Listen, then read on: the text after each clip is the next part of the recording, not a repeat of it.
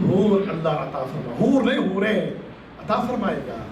اللہ کے رسول صلی اللہ علیہ وسلم فرماتے ہیں یہ اور اس کی حور آمنے سامنے بیٹھ گئے، آمنے سامنے بیٹھے ہیں، ایک دوسرے کا دیدار کر رہے ہیں، دیدار کرتے ہیں، چہرے کو دائیں پھیرتے ہیں اور دائیں پھیرنے کے بعد پھر ایک دوسرے کے چہرے پر ڈالتے ہیں۔